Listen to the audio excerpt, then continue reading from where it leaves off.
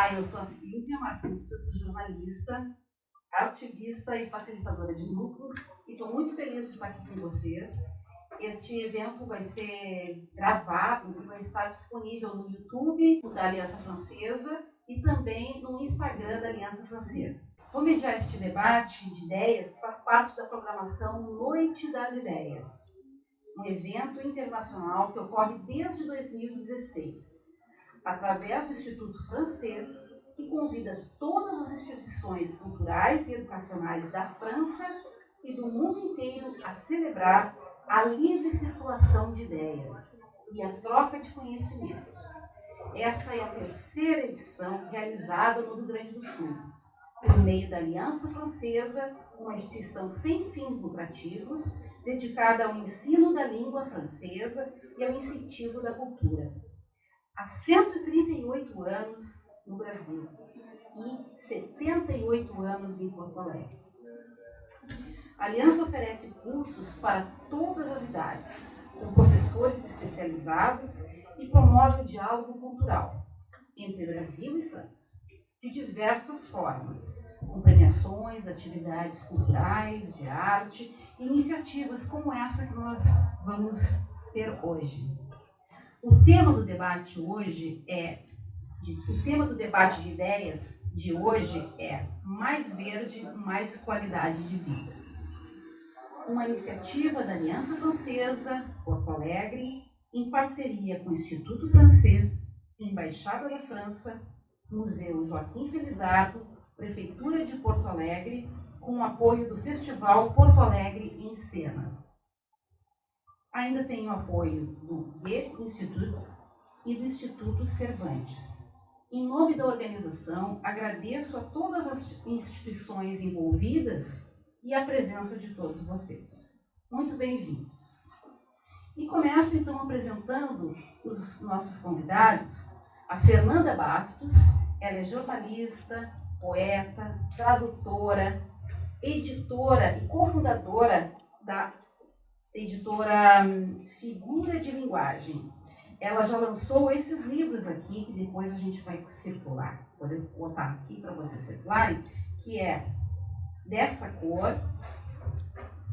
Tem ainda Os Árbitros, As Botas e as Melancias e os Postes. Tem mais um outro que já está esgotado, né? E tem esse aqui, Selfie Purpurina, que foi editado pela editora Peirópolis. Ela também é apresentadora da TVE e ela foi curadora, uma das curadoras da 20ª FLIP, da Festa Literária Internacional de Paraty, e ela também é mestre em comunicação. Do meu lado tem o Valdeci de Souza, que é coordenador e palestrante do projeto Escola do Greenpeace, de Porto Alegre, do grupo de voluntários do Greenpeace de Porto Alegre. E desde 2011 ele vem fazendo palestras por Porto Alegre, por outros lugares do Brasil. Ele é autodidata, teve já locadora de vídeo, já trabalhou em empresas, na Câmara Rio-Grandense do Livro e também foi microempresário.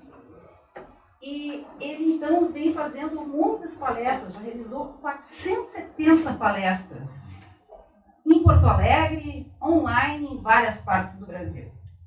Então, o nosso debate vai durar aproximadamente 1 hora. Eu peço que alguém cuide para mim o horário aí, porque nós vamos começar aqui conversando, fazendo algumas perguntas, e depois, no final, alguns minutos antes de terminar, vocês vão poder fazer perguntas também. A ideia é que, então, a gente encerre em mais ou menos 1 hora o nosso encontro. Muito obrigada pela presença de vocês. Então, eu começo perguntando, né? Como é que vocês chegaram aonde chegaram, né? Se vocês quiserem se apresentar um pouquinho, né? Como vocês vêm trabalhando na vida de vocês essa qualidade de vida. Pode começar, por favor? Obrigada, Silvia, Valdeci também. Acrescentaria aí nas nossas bios nós somos colecionadores de marcadores de página, né? Descobrimos isso agora, isso é um fato muito importante que as pessoas já sabem como nos presentear e ficar realmente felizes, né? Mas é uma alegria muito grande participar, então, desse evento, né, aqui num espaço que também é um espaço que representa resistência, né, que representa também ativismo e vida aqui para a nossa cidade, né? Então, eu me sinto muito feliz com esse convite, né, e a possibilidade de participar também da Noite das Ideias, né? Então, eu queria falar um pouco, assim, inicialmente, né, sobre o que tem me motivado a construir essa bio, né, que é realmente buscar, né, que a minha cidade pareça mais comigo e com as pessoas que eu amo, né. Então, hoje, né, quando eu estava pensando, assim, né, o que eu poderia falar, né, quando eu conversei com a Silvia também, coisas com que eu me identifico na minha cidade, né. Então, muitas vezes a gente tem que atuar, né, na nossa vida, sempre indo de encontro, né, às coisas com as quais a gente não concorda.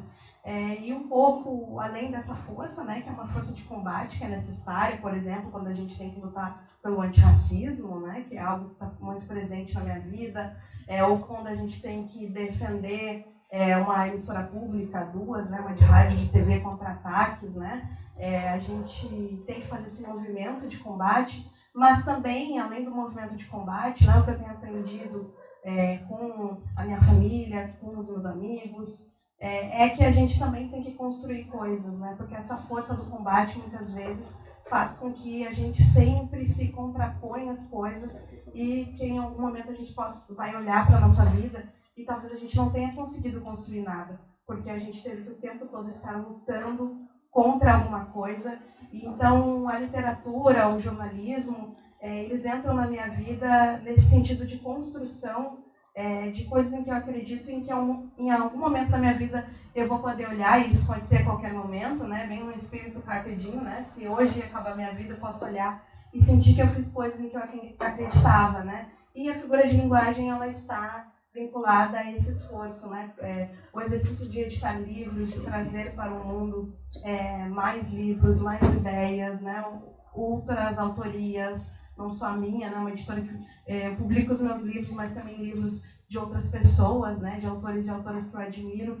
Então tem sido um trabalho igualmente, né? Levando o meu olhar como uma das curadoras da Flip, foi também tentar trazer para o ambiente em que eu estou energia e também causas e ideias que eu acho que são importantes de compartilhar, né? Porque também a gente, muitas vezes no ato de leitura, a gente tem esse movimento, né? A gente lê um livro que a gente gosta muito, né?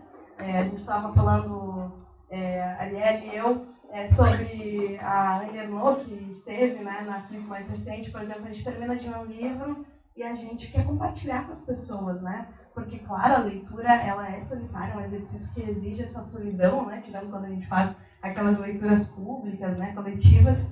De modo geral, nós estamos fazendo um exercício solitário. Mas o outro movimento que a gente faz é querer dividir aquela leitura, querer saber se alguém já leu, se a pessoa não lê, querer convencê-la a ler também, para que ela também conheça aquela coisa maravilhosa que foi aquela leitura que a gente fez. Então é um exercício que eu acho que é muito bacana de pensar também a forma como a gente pode estar no mundo, né? Construindo também essas relações de compartilhamento de coisas boas. Boa noite a todos. Eu quero dizer que eu estou aqui hoje participando desse evento, mas por uma razão simples. Quando eu entrei para o grupo de voluntários, não é porque eu quis entrar para o grupo de voluntários. Eu fui levado para o grupo de voluntários pelo meu filho. Dizem que o filho de peixe, peixe não é, né? No meu caso, não. No meu caso, eu segui os passos do meu filho. Quando ele teve 18 anos, ele disse: pai, eu vou ser voluntário do Greenpeace. Mas beleza, que bom, né? Rapaz com 18 anos, que legal. Ele foi. Só que daí não participava mais de aniversário da família, não ia mais à festa, não ia. Teve casamento, teve aniversário, teve um monte de eventos que o Adriano não participava. Eu disse: mas que isso? Onde é que esse menino vai, mano? Sábado tem reunião, domingo tem ponto verde, que é os eventos. Eu vou lá ver o que esse guri está fazendo. Aí fui, me apaixonei. A Cíntia já era voluntária naquela época, em 2011. A partir dali, eu me apaixonei pelo Green, pela atividade. Eu já conhecia o Green, como todo mundo conhece, né? Mas a atividade em si eu não conhecia. Quando eu fui numa primeira palestra que ele participou, que ministrou numa escola que ele se formou no ensino médio, eu disse, é isso que eu quero fazer. Se tem um projeto escola no Greenpeace, é isso que eu quero fazer. Então, desde 2011, eu assumi para mim a responsabilidade do grupo de fazer palestra e de fazer esses encontros com a juventude. E aí eu pensei, a maneira de eu fazer a minha parte. Porque se existe alguma coisa que eu posso fazer, é no Projeto Escola. E qual que é o objetivo do Projeto Escola? Seria inspirar as pessoas. Seria fazer com que a juventude tivesse essa inspiração de acreditar de que a mudança é possível. De acreditar de que ele, enquanto cidadão, enquanto jovem, pode fazer a diferença. Porque essa história de dizer que o futuro é da juventude, sinto dizer que não é mais verdade. Não é mais verdade. O futuro não é mais a juventude. Se existe um futuro, a ação tem que ser agora, tem que ser no presente. E o projeto de escola tem esse objetivo. Ele tem o objetivo de inspirar o jovem para que, a partir de uma palestra de 40 minutos, 1h30, 2 horas, que é a nossa palestra, ele saia dali uma outra pessoa. Ele saia dali com a consciência de que a responsabilidade do futuro dele, que dizem para ele que o futuro é dele, seja de fato um futuro, seja uma realidade. E ele tem que mudar o futuro dele no presente, agora. Como disse a Greta Thunberg há muitos anos atrás, lá na Assembleia da ONU, uma das primeiras participações dela na ONU, ela foi claríssima. Eu não quero mais esperança de vocês. Chega de esperança. Vocês só me dão esperança, mas não me dão futuro. Vocês precisam agir agora. Vocês precisam agir como se a casa estivesse pegando fogo. Palavras dela. E a casa está literalmente pegando fogo. No Brasil, mais ainda. A Amazônia pegando fogo, pegou fogo, está pegando fogo até agora. Cerrado, Pantanal, a mesma coisa. Entendeu? Então, o Projeto Escola, e eu entrei com esse objetivo. Então, a pergunta dela, no sentido de o que eu faço, é isso. É nesse sentido, de inspirar as novas gerações para que ela possa ser a protagonista da mudança. Porque se a minha geração, infelizmente, entregou o planeta das condições que está, será que essa juventude vai entregar o planeta daqui a 20, 30 anos em condições melhores ou piores?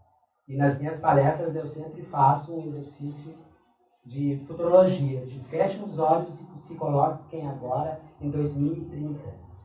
E teu filho ou teu neto vier e perguntar, o pai, o avô, por que o planeta está desse jeito? Você não pode dizer que não sabia. Porque há 30 anos atrás teve um eco chato, um dia desagradável, que foi na tua escola e deu uma palestra e falou que o protagonismo era teu, que a mudança era a tua responsabilidade, não era do Estado, não era do prefeito, não era do presidente, era tua. E tu fez o quê com essa informação que tu recebeste? Então é isso, a ideia é essa. Vocês já sentiram que eles são bons de papo, né? Se não tá parado, é um pouco. Não, senão... Né? Mas a ideia é fazer um diálogo, né? Fazer uma conversa e a gente troca ideias, né? Então, o que vocês fazem no dia a dia, além de ser um ativista, né? Que no Greenpeace tem uma outra conotação, para vocês botarem em prática isso que vocês pregam. Mas antes disso, eu queria agradecer muito a presença da Daniela Salé, e também fazer uma propaganda do filme dela, que se chama Substantivo Feminino, que se vocês não assistiram ainda, precisam assistir, que é um filme que conta a história, um documentário, na verdade, que mostra o que foram as mulheres aguerridas aqui em Porto Alegre, a Magda Renner, a Giselda Castro, a Hilda Zimmermann, que no século passado fizeram uma verdadeira revolução inclusive foram importantes até para a definição de políticas públicas com relação à lei de agrotóxicos e muitas outras coisas. Então, Substantivo Feminino ainda não está no YouTube? Vai estar em breve. Vai estar. Mas é um filme que a gente até poderia bolar uma sessão comentada, porque esse filme vale muito a pena conhecer. Fecho parênteses. Então vamos agora ouvir o que no dia a dia eles fazem pela qualidade de vida na cidade. Além de ambientalista e voluntário do Greenpeace, claro que eu não posso fazer uma palestra e ser diferente daquilo que eu faço e digo. Não é aquela questão de faço o que eu digo, mas não faço o que eu faço. Então tem que ser faço o que eu digo e faço o que eu faço. Então, de forma resumida, eu tenho composteira. Eu mudei, a partir do momento que eu entrei para o Greenpeace, eu mudei meus hábitos de consumo. Eu levo em conta as 6 perguntas do consumidor consciente: o que comprar, onde comprar, por que comprar, como usar, é importante. Eu faço reciclagem, eu faço a separação do meu lixo, do lixo não, na realidade do resíduo, né? Porque a gente precisa entender a diferença do que é lixo e do que é resíduo. 80% daquilo que a gente pensa que é lixo, na realidade não é lixo, é resíduo. Vai para o aterro sanitário para produzir metano e o churume para contaminar o lençol freático, mas não é lixo. 80% que está lá é resíduo. Então eu reciclo o meu resíduo. Então eu separo minhas tampinhas de garrafa que eu dou para uma ONG aqui de Porto Alegre para comprar ração para animais de rua. Eu me dou o trabalho de tirar o lacrezinho de toda a latinha de refrigerante que eu encontro e que eu uso, para doar para uma outra ONG que também depois vende esses lacres para comprar a cadeira para doar para pessoas carentes. Eu passo também, distribuo garrafa PET com a cooperativa que tem próximo à minha casa, papelão, papel. Então, reciclagem sustentável, porque eu já percebi que mesmo que o meu município tenha a coleta seletiva, eu estou desconfiado que esse caminhão não está indo para o lugar certo. Aliás, o Greenpeace já fez um trabalho nesse sentido, botou um chip no caminhão desse, e o caminhão não foi para a cooperativa, foi para o aterro sanitário. Então não adianta você fazer a coleta seletiva e o caminhão descarta, então é só uma coleta para inglês ver, no caso brasileiro ver, né? Então, pensando nisso, eu faço a minha reciclagem, eu faço a minha separação, eu dou para a família que mora perto da minha casa, e eles usam esse material, e a família vive disso, inclusive. O lixo orgânico não vai para o lixo. Eu tenho uma composteira e lá é feita a compostagem, eu tenho jardim razoavelmente grande, então eu uso, aliás, eu distribuo um churume aqui para os amigos de Porto Alegre, eu tenho uma advogada minha que mora em Porto Alegre, ela tem apartamento e tem muita planta, então ela vai lá em Cachoeirinha, pega o churume e traz para cá, e quem quiser, depois eu passo o endereço, minha composteira está cheia de churume lá. Então são coisas que às vezes a gente pensa que aquela história de uma andorinha só não faz verão. Essa aí é outro ditado que eu já eliminei. Uma andorinha só faz verão. Eu posso fazer a diferença. Eu não me importo se o A, o B, o C faz ou não faz. Eu faço a minha parte. Aí vem a tal da obsolescência perceptível, né? Que é diferente. Aí não é obsolescência. É a percepção de que eu estou fazendo alguma coisa, aí pela inveja boa, o outro vai fazer também. Então eu não preciso ficar enchendo a paciência sem aquele eco chato, aquele biodegradável do vizinho, se ele está vendo o que eu estou fazendo. A partir do momento que ele vê, ele fala, mas por que você está fazendo assim? Por que eu também não posso fazer? E aí quando eu vejo o que ele está fazendo, aí eu vou lá e digo, que legal, cara, agora você também está fazendo. Vamos fazer lá com outro vizinho da frente? Então não é aquele eco chato, ou aquele vegano, ou aquele pessoal que fica martelando. Não, beleza. É uma questão cultural, cada um tem, mas é isso que eu tentei. O exemplo arrasta. O exemplo é por aí. É muito bacana, me identifico demais, né, com o Valdeci nessas práticas, né, cotidianas. A gente sabe que vive num estado que saiu, né, um indicativo há poucos dias sobre resíduos, né, sobre saneamento básico, e a gente teve 2 cidades entre as piores aqui, 2 cidades do estado, né? Então, e nenhuma entre as 20 melhores, né? Entre as 100 maiores cidades aqui do Brasil, entre as piores do Rio Grande do Sul estava Pelotas, né? A outra Gravataí, se não me engano. Minha cidade. Então, assim, a gente precisa avançar muito nisso, né? Em termos de, temos uma eleição logo mais, né? Para o município que é responsável por isso. E que a gente possa também, né? Eu cobri muito tempo política e sempre ouvia isso, né? Dos gestores, que saneamento não dá voto, né? Eles falam isso, assim, então que nós possamos cobrar também, né? Isso. E essas atitudes individuais, né? Concordo demais com o Valdeci, que são muito importantes porque dão exemplo e porque também se a gente sempre esperar, né? Que todo mundo faça o que a gente acha que é correto, acho que realmente a gente fica numa situação de muita fragilidade, né? Então, há muitos anos sou vegetariana, né? Então, gosto muito de valorizar, né, espaços que tenham opções vegetarianas. Acho que aqui no nosso estado a gente tem uma cultura de vegetariano, já é pensar um outro mundo, né?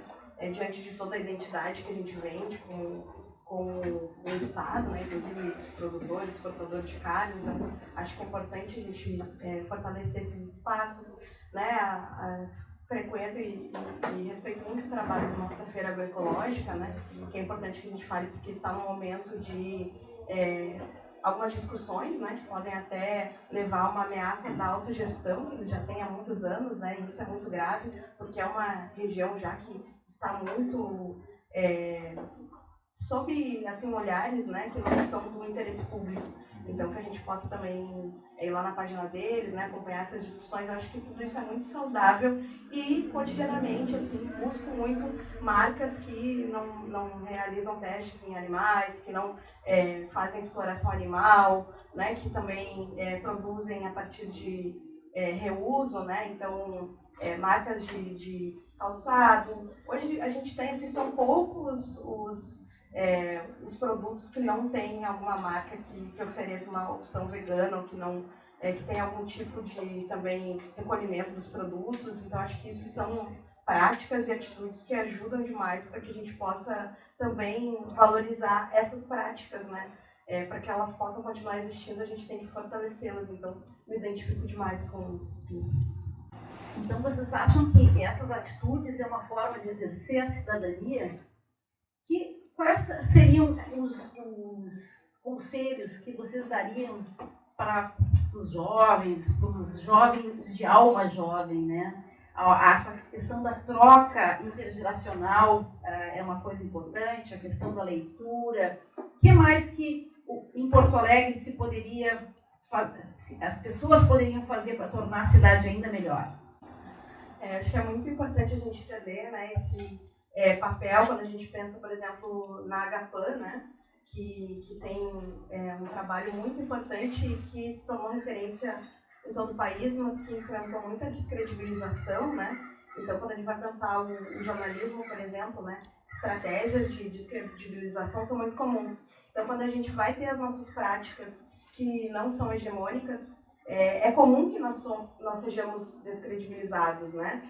Mulheres, né, especialmente, pessoas negras, LGBTs, mas não só, né? Aquelas pessoas que geralmente pensam outras possibilidades, elas sofrem um processo de ridicularização muito grande, né? Então, isso acho que é uma importante lição, né? Que nós possamos ter essa crença de que mesmo em processos de descredibilização, que a gente tem que se manter firme, porque depois, muitas vezes, aquelas pessoas que ridicularizavam vão ser aquelas pessoas que vão ir atrás daquilo que a gente falou lá no início e que era desconsiderado, né? Então, acho que é o principal conselho que eu me dou, né? Que às vezes eu também acho que eu estou fazendo as coisas e daqui a pouco não está dando efeito nenhum, né? A gente tem esses momentos de ter descrença com o que a gente está fazendo também, mas nessas horas sempre lembrar também esses exemplos, né, que nós temos muitos e que é importante a gente ter, por exemplo, jornalistas como vocês, né, que trazem essas histórias para a gente, para que nós não tenhamos essa falta de memória, que também é um problema muito grave, para que nós não tenhamos exemplos, né, que a gente possa se sentir assim, sem uma história de fazer diferente. Nós temos sim, né, em todos os casos, a gente tem sempre uma memória que a gente possa buscar para que a gente se espelhe.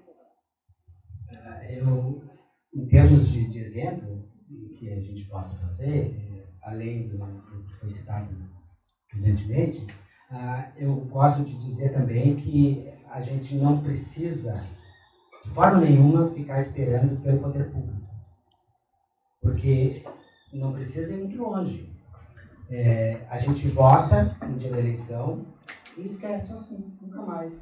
Pensa no candidato que votou, não lembra mais as propostas que ele fez, e aquilo morre, botou o voto, digitou o voto, nunca mais o assunto só vai voltar depois 4 anos de novo. E a gente esquece da responsabilidade que a gente tem de votar, mas principalmente de cobrar do candidato, a nível municipal, estadual, federal, as propostas do partido, as propostas que ele fez, as propostas que ele deixou de cumprir, e cobrar, dizer sujeito, olha, agora tu está aqui na minha casa de novo, 4 anos para pedir para ser reeleito, mas quando você esteve aqui 4 anos atrás, as suas propostas não foram cumpridas. O teu partido, aliás, votou contra muitas das propostas que você me deu, e eu acreditei. Então, é responsabilidade do cidadão, enquanto ambientalista, também, enquanto cidadão, dizer e exigir que ele cumpra as suas promessas. Não adianta você votar no candidato e só lembrar de outro candidato daqui a 4 anos. Não, a gente não vai resolver nunca. Mas eu ainda não... Eu tenho uma coisa com político que eu meio que desacreditei. Sempre dizer. Então eu procuro fazer de uma outra forma. Eu procuro fazer a diferença e procuro fazer a diferença com os alunos nas escolas que eu vou. Eu tento inspirá-los a que eles mudem o seu comportamento, em que eles passam o seu dia a dia de forma a mudar os seus hábitos de consumo, os seus hábitos de sustentabilidade, a colocar em prática o que aprenderam comigo ou com os outros. Né? Nós temos 20 grupos voluntários do Greenpeace no Brasil inteiro, então o Projeto Escola funciona no Brasil inteiro. Então, é por ali, a mudança tem que começar pela pessoa, depois tentar mudar. E claro, aqui o nosso grupo, a Cíntia é a coordenadora, e temos aqui os 3 coordenadores, mas a Cíntia criou no grupo uma parceria com as outras ONGs, que é o setor, o GT, que a gente chama de GT de articulação, que a gente articula com outras ONGs. Porque não é só o Greenpeace que é dono da palavra, o dono da verdade, o dono do ambientalismo no Brasil e no mundo. Aqui em Porto Alegre tem várias ONGs que fazem esse trabalho e o Greenpeace, através do GT Articulação, se articula com essas ONGs e a gente faz o trabalho. Aliás, no ano passado a gente, eu acho, fez mais trabalho de articulação com as outras ONGs do que os nossos próprios trabalhos. A gente tem as nossas demandas do Greenpeace Brasil, temos as nossas demandas do Greenpeace Internacional, mas eu acho que nos últimos 2, 3 anos a gente tem feito mais demandas com as outras ONGs. Porque existia um certo rixa com o Greenpeace, que achava que o Greenpeace é uma ONG muito grande, muito rica, então não vamos se unir com eles. Então, a partir de 5, 6 anos atrás, a gente meio que se articulou e agora não. A gente conseguiu mudar esse paradigma de que nós não somos inimigos. O objetivo é comum para as outras ONGs. Então, a ANAPAM, outras ONGs que funcionam em Porto Alegre, a gente está fazendo. Então, é por ali. O caminho é esse.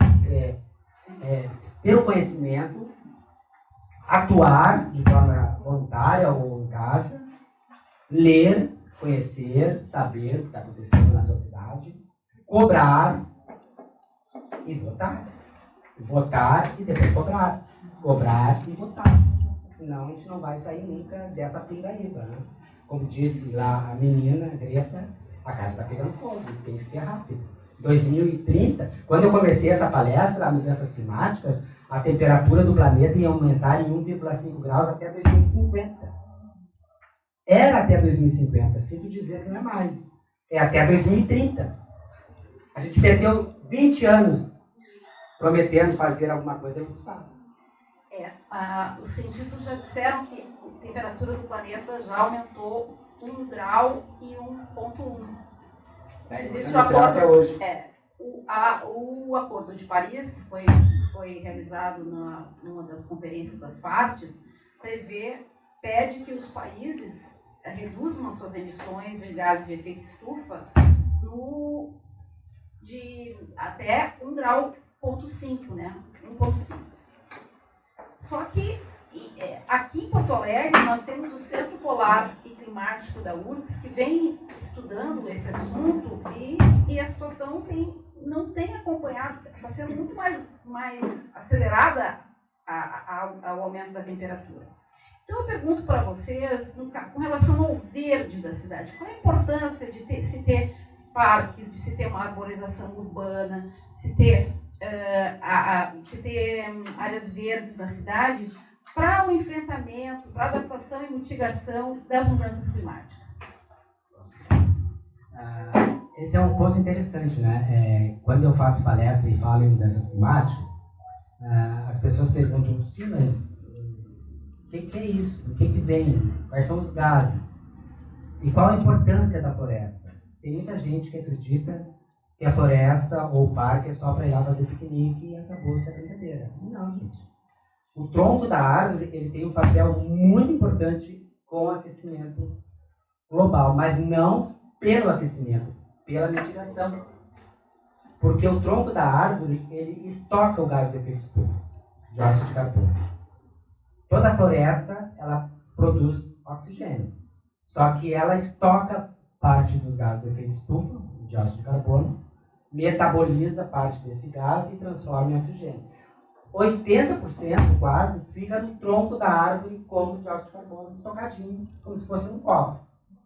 Quando você derruba uma floresta, derruba uma árvore, todo o dióxido de carbono ali estocado vai para a atmosfera, aumenta mais ainda a incidência de gás de efeito estufa, aumenta mais as mudanças climáticas, aquece mais o planeta. Quando você destrói os recifes de corais, pela pesca predatória, o recife de coral também tem essa função. O recife de coral também estoca os gases de efeito estufa, metaboliza parte, transforma em oxigênio, grande parte fica ali no recife de coral. Quando você faz a pesca por arrastão, você destrói o recife de coral, todo o dióxido de carbono ali estocado é liberado.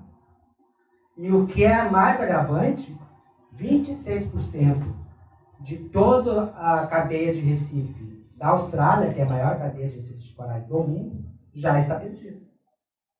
Já se perdeu. 26% já.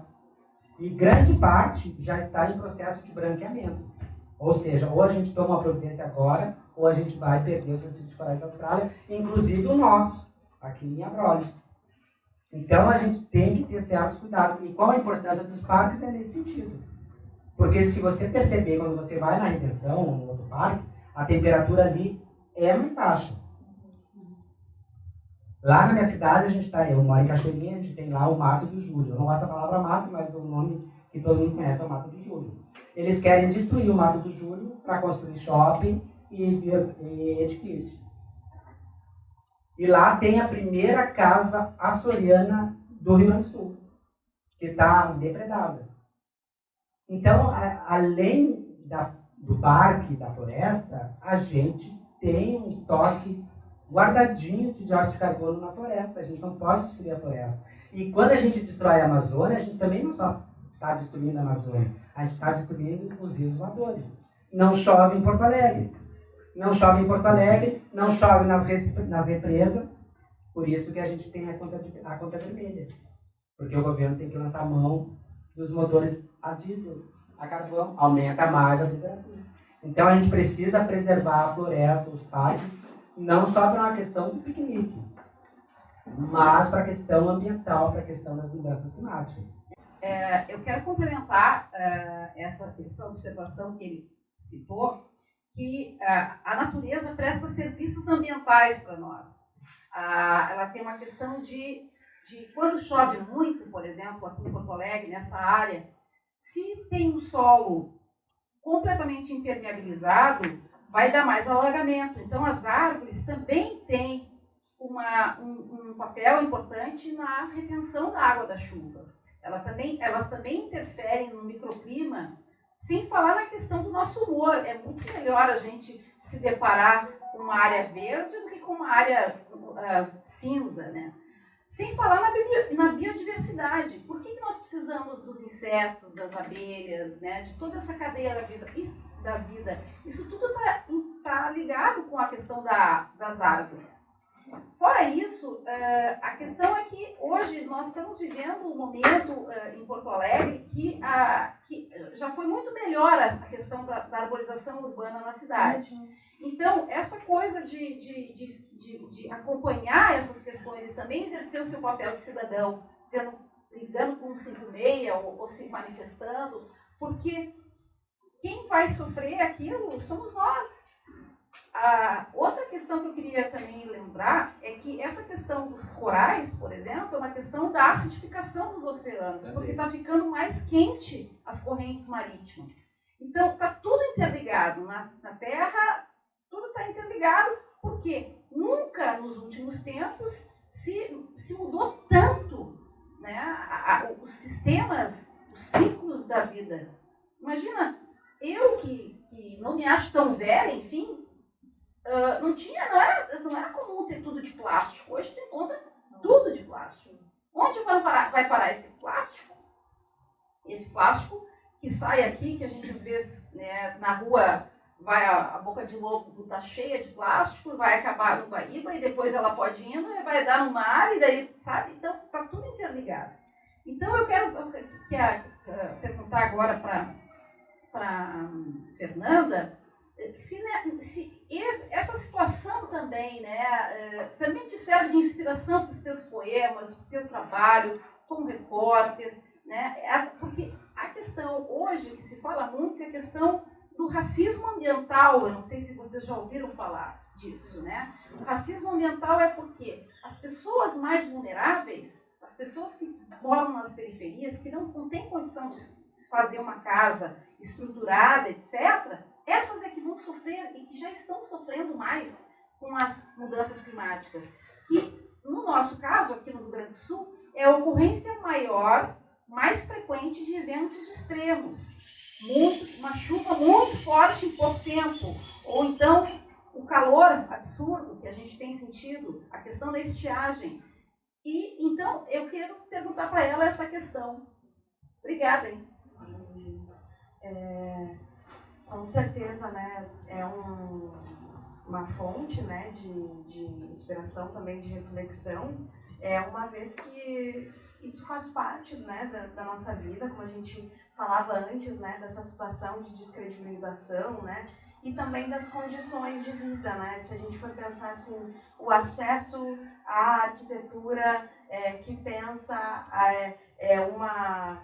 uma condição melhor de vida, né? De você ter uma casa mais bem arejada, de você não precisar ter uma instalação elétrica que possa você ter um risco de ter incêndio, né? Tudo isso é mais difícil para a população pobre e levando em consideração os dados, né, IBGE, que a gente tem no Brasil aqui, que também é, em sua maioria, a população negra. Então, essas informações vão se ligando, né? Por isso até que eu acho que é muito bacana o conteúdo hoje que a gente encontra nas redes sociais, né, que podem ser uma ferramenta positiva de, por exemplo, você ter páginas lá, né, como Vegano Periférico, que vai mostrar que tem como você pensar outras formas, né, de você lidar com o meio ambiente sem precisar gastar com uma... Porque muitas vezes tem isso, né? Você sai de uma chave de ter que fazer a mudança por meio de um investimento, né? Uma casa de milhões de dólares, a Bentin teria feito, né? E que é legal, que a gente fica feliz que ela tenha feito isso, mas que não é uma coisa acessível, né? Aquele tipo de arquitetura. Você pensar outras formas de você se engajar e produzir a mudança no seu bairro, como falava o Valdeci, com condições que essa informação possa chegar também, né? Para aquela pessoa que vai construir a sua casa, que não necessariamente é um arquiteto que ganhou um prêmio, que pôde ir na conferência que falou da diversidade, né, e que deu conta da pessoa saber como construir uma casa que respeite o meio ambiente, que a gente possa ter acesso. Então, essa é uma discussão que precisa ser feita, porque é uma crítica frequente, né, de que nós ficamos, às vezes, muito nas nossas bolhas, ou fechados em discussões que não chegam justamente naquela população que mais precisa dessas informações. Então, sem dúvida, eu acho que é uma preocupação para mim, é uma fonte de inspiração para os meus trabalhos, mas também uma angústia, porque a gente sabe que precisa chegar, né, e nem sempre a gente consegue estar, né, nos lugares que a gente precisa estar, e isso, eu estou falando da informação também, né, e esses conteúdos que a gente falava. Certo. Então agora a gente abre a palavra para vocês. Se alguém quiser perguntar, fazer uma pergunta breve, né, ou fazer alguma colocação, quem gostaria de fazer? Eu gostaria que os presentes, né, falassem um pouco sobre qual é a importância da preservação dos banhados e a importância para a criação de água, né, na preservação dos banhados, e também que engloba todo o clima também dentro disso. Pode fazer as duas perguntas e daí passa isso. Na verdade, é mais ou menos uma pergunta mais também para engrandecer o debate, a roda de conversa. Pode te identificar? Claro, com certeza. Bom, eu sou Renata Padilha, estou aqui com a minha colega de ativismo, a Mari. Nós somos parte do Eco pelo Clima, que é um movimento de jovem climático aqui no Rio Grande do Sul. A gente representa o Fridays for Future, que é da minha Greta Thunberg. E hoje em dia nós somos mais de 30 jovens espalhados em várias cidades aqui do Rio Grande do Sul. E a gente entende, né, como juventude, que cada vez mais é importante a gente estar dentro dos espaços políticos e também em diálogo com as pessoas que estão lá. A gente vê a importância do voto, a importância de estar dialogando com essas pessoas. Eu gostaria de compartilhar algo incrível que aconteceu em 2021, que foi quando São Cepé, que é uma cidade que fica pertinho ali de Santa Maria, foi a segunda cidade no Brasil a ter decretado emergência climática. E até hoje, muitas ações têm acontecido lá, dentro do que está previsto no decreto de emergência climática. Então, nós, como juventude, a gente vê isso como algo muito incrível, porque nos traz bastante esperança de que isso realmente pode acontecer dentro dos ambientes políticos. Na época, a gente levou nossa greve global para lá, onde a gente reuniu 500 pessoas do Rio Grande do Sul inteiro para fazer uma marcha incrível lá. E depois disso a gente começou a mostrar São Cepé como exemplo de caso aqui no Rio Grande do Sul e o que o nosso estado tem o potencial de fazer em outras cidades. E aqui no Rio Grande do Sul, agora no começo do ano, foi decretado 2 projetos de lei, um municipal aqui em Porto Alegre e um outro estadual que fala justamente sobre emergência climática. Então o objetivo desse projeto de lei é reduzir em 95% as emissões de gases de efeito estufa até 2050. Esses projetos eles ainda estão em revisão, né, tem toda uma parte burocrática ali que está sendo revisado. E o nosso trabalho a partir desse ano é o de estar indo no Rio Grande do Sul, então onde nós temos base para dialogar com as pessoas a importância sobre estarmos falando sobre emergência climática e estarmos demandando por ações concretas dos nossos legislativos, nossos vereadores. E se vocês quiserem compartilhar, acompanhar mais o nosso trabalho, vocês podem nos encontrar em Eco pelo Clima. Esse ano a gente vai estar rodando aí, não só aqui em Porto Alegre, mas no Rio Grande do Sul inteiro.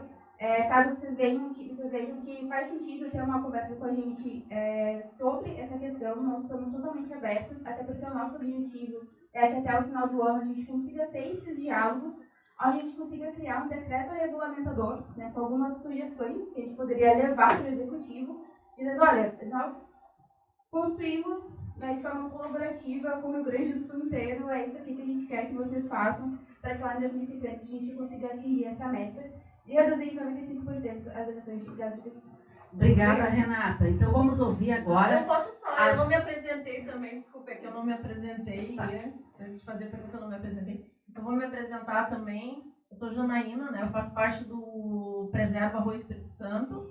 E agora também eu estou entrando na luta do Preserva o banhado do Parque Condor, entendeu? Da Ascomate, é uma associação de moradores que tem. Infelizmente, já quase todo banhado já foi. Onde fica esse banhado? O banhado fica ali, no bairro São João, me parece. Mas a da Associação Comunitária dos Moradores do Bairro Anchieta, desculpa. Bairro Anchieta. Essas duas áreas têm banhado, o Arroio Espírito Santo tem um banhado, e as comates lá também tinham um banhado, porque eles já quase aterraram todo banhado, mesmo tendo um TAC, que é um termo de ajuste de conduta do Ministério Público, entendeu? Eles passaram por cima do TAC, e eu vou ver essa situação, como é que está essa semana com o Ministério Público. Mas o Arroio Espírito Santo, eu gostaria que vocês entrassem nessa luta, entendeu? Porque a gente já está há muito tempo, mais de 10 anos. Aliás, a Cíntia do Greenpeace, né? A gente fez passeata também, fez um movimento, entendeu? Para preservar.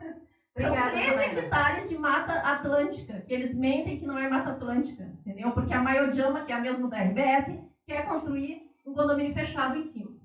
Já que você conhece a Cíntia, eu vi que o Greenpeace está meio que articulando com a tua causa. Mas eu sugiro, se já não fez, nós temos um aplicativo no Greenpeace chamado O Bugio.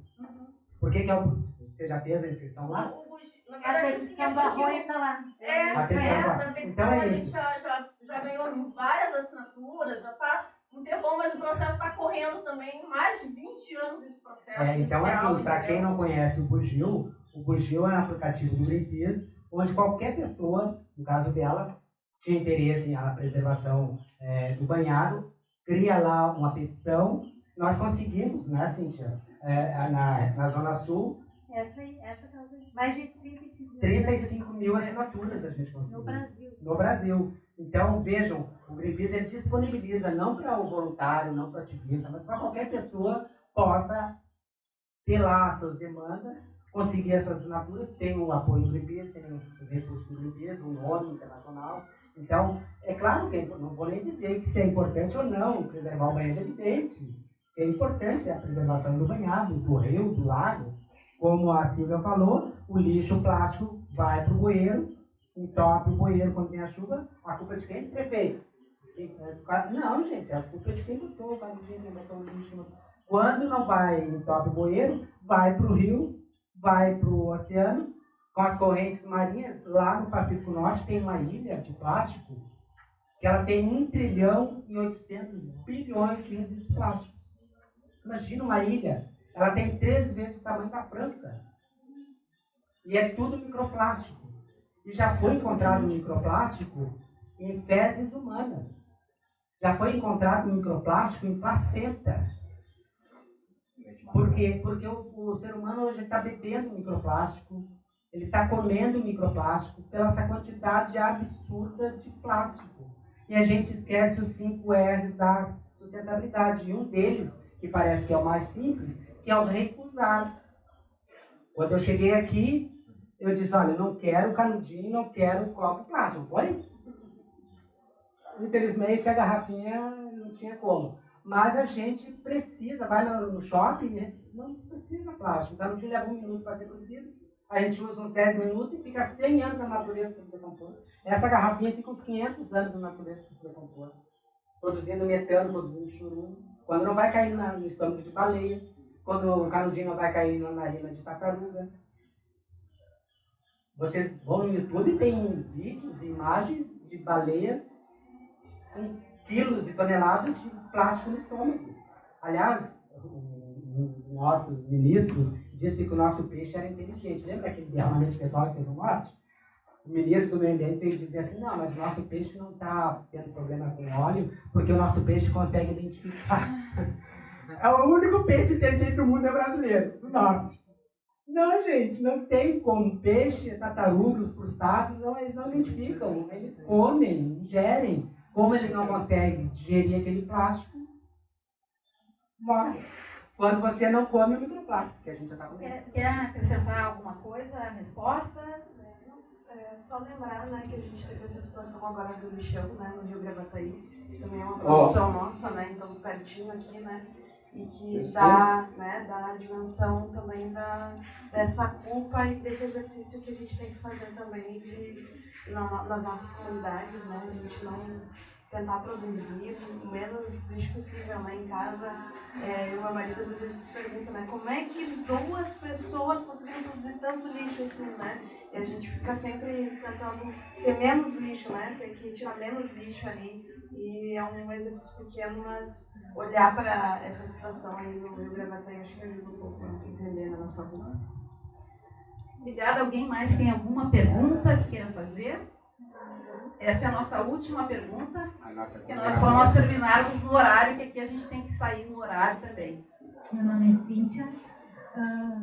Na verdade, eu não quero fazer uma pergunta, né? Porque estamos, acho que todos aqui entre amigos que são, né, estimulados e estimuladores do tema. Mas, assim, agradecer muito a presença, né, dos debatedores. Eu não conhecia a Fernanda.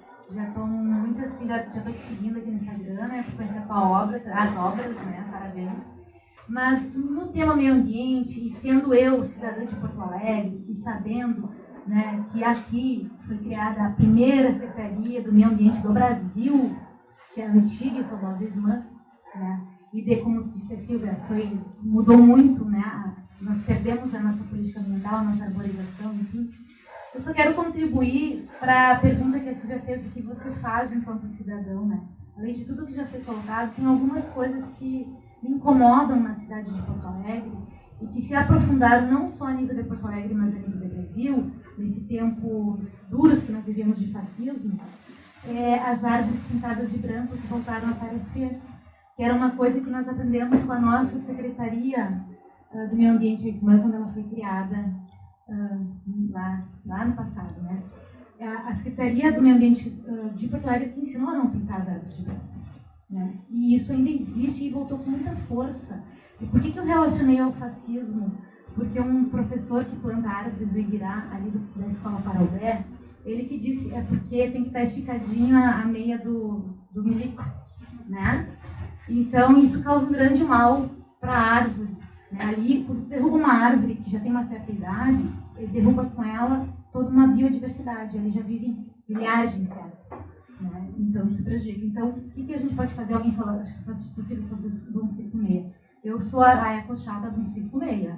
Eu anoto os endereços e fico denunciando todo mundo que está pintando árvore de branco. Não pode, não pode. A gente tem que parar de retroceder nesse país. Parar de retroceder. Nós temos, então, agora, que foi eleito de novo o lugar mais lembrado de Porto Alegre, a Orla ali, né? Lindo, espaço maravilhoso, mas que foram plantadas árvores exóticas. E as pessoas dizem que lindo, aquelas palmeiras. Eu, que horror, isso nem é dali, não cabe ali, isso é lá da Bahia, né? Então a gente tem que começar também a estudar e ler mais sobre essas questões e exercitar o nosso olhar. E o nosso saudoso Jardim Botânico, né, que foi extinto, quando eu era estudante do magistério no Instituto de Educação, a gente fez formação lá. E para mim impressionou muito, porque lá, tendo o curso lá, foi educado o nosso olhar. E para mim foi muito forte, porque eu tinha só 16 anos. Como assim? Tinha uma parte que ainda não estava assim organizada, que era natural ali.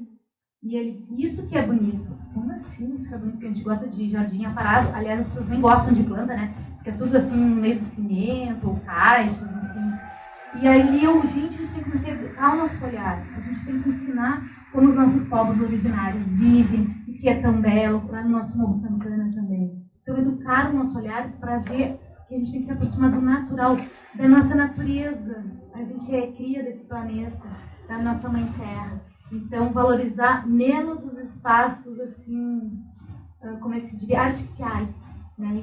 E começar a educar o nosso olhar, que é natural. Muito obrigada. Obrigada, Cíntia. E eu queria lembrar o seguinte, quem propagava muito essa questão das árvores não serem caiados brancos se chamava Augusto Carneiro. Augusto Carneiro foi a pessoa que convidou José Lutzenberger para fundar a GAPAN, em 1971. O Augusto Carneiro tem uma importância absurda sobre muitas coisas que nós temos hoje na cidade. Inclusive o Delta do Jacuí. Hoje é um parque, tem uma APA, mas ali eles queriam fazer um grande lixão na década de 70. É importante, a atuação dele foi importante em muitos sentidos aqui na cidade. Então a gente tem uma história que hoje a cidade ela é do jeito que ela é, se tem avenidas, se tem árvores nativas também, como arborização urbana, isso é fruto de muito tempo de dedicação de técnicos que hoje estão se aposentando, é fruto de muito tempo da sociedade civil organizada, que sabe o quanto é importante a gente ter uma flora nativa valorizada. E aí vem a história da gente conhecer áreas fantásticas que nós temos na nossa cidade. Nós temos a junção de 2 biomas em Porto Alegre, nós temos Mata Atlântica, nós temos Pampa, e a gente tem áreas naturais incríveis, como o Parque Natural do Morro do Osso, que também foi um outro lugar espetacular, que demorou, foi o fruto da mobilização da sociedade civil. Então, assim, hoje, como é muito comum essa coisa da gente estar perto das telas, muito ligado nas telas, e eu, inclusive, sofro disso, porque como jornalista, a história de sair da tela, de ver a vida real e de estar perto das plantas, de ver os insetos, de entender toda essa conexão, é fundamental para a nossa sobrevivência, né, enquanto espécie.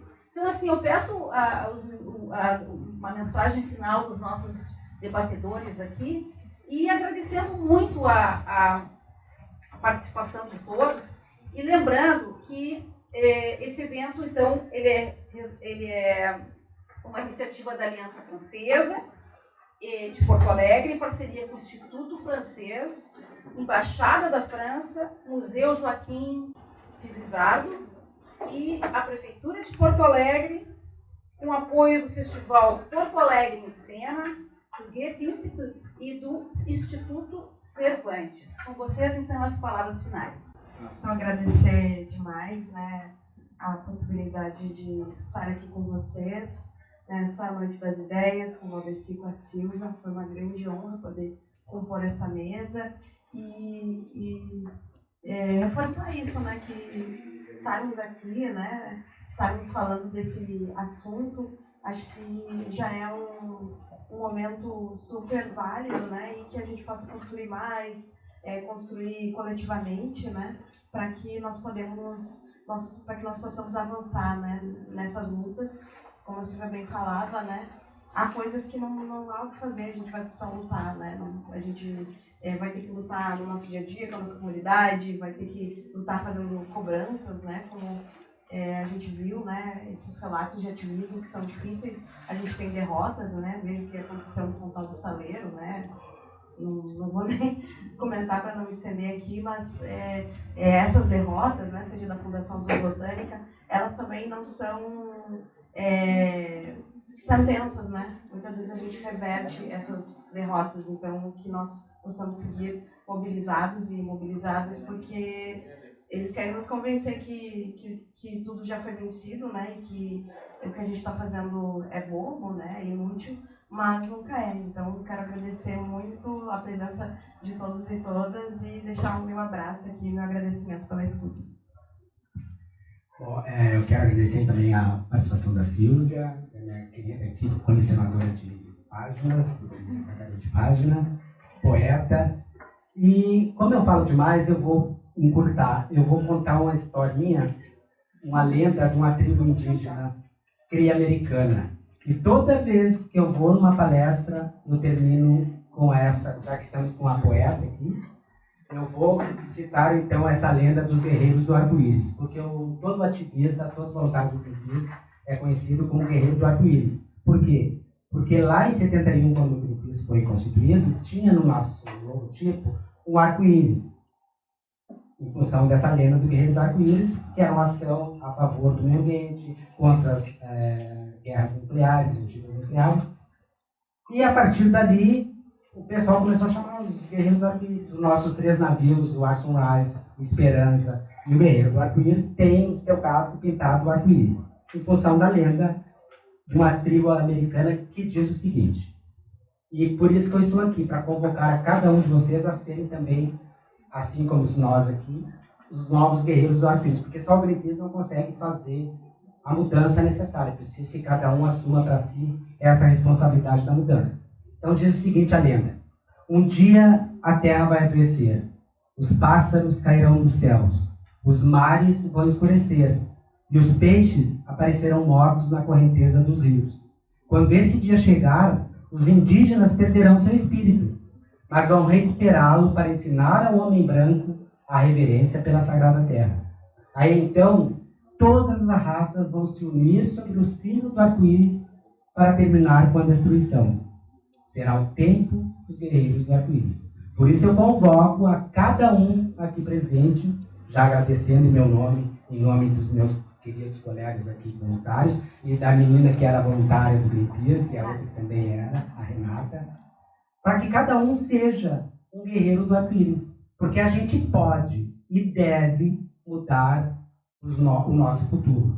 O nosso futuro não é esse planeta destruído e nós não temos um planeta B. Não existe planeta B. Ninguém aqui nessa sala vai para uma nave salvadora colonizar um planeta B. Ninguém do terceiro mundo vai numa nave salvadora colonizar um novo planeta.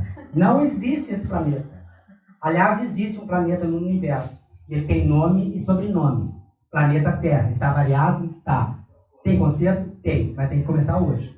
Não é amanhã. Não é aquele regime de segunda-feira. Não, tem que ser hoje. A partir de hoje, chegou em casa, já começa a colocar em prática os 5S, já começa a colocar em prática as 6 perguntas do consumidor consciente, já se associa com o Greenpeace ou com a outra ONG, não quer ser ambientalista, não tem problema. Vai ajudar outras ONGs, vai fazer alguma coisa, vai fazer a tua parte. Daqui a 20, 30 anos, quando teu filho, teu neto estiver perguntar, não, eu fiz a minha parte. Não é a culpa minha. Tá bom? Muito obrigado. Foi um privilégio ter estado com vocês, os mais velhos vão lembrar dessa frase, né? E também quero dizer que eu escrevo semanalmente na plataforma Slayer, toda semana. Tem vários articulistas ali, é uma plataforma nova que foi lançada aqui em Porto Alegre, justamente para ser uma rede social com textos, onde a gente debata ideias também. Muito obrigada e boa noite a todos.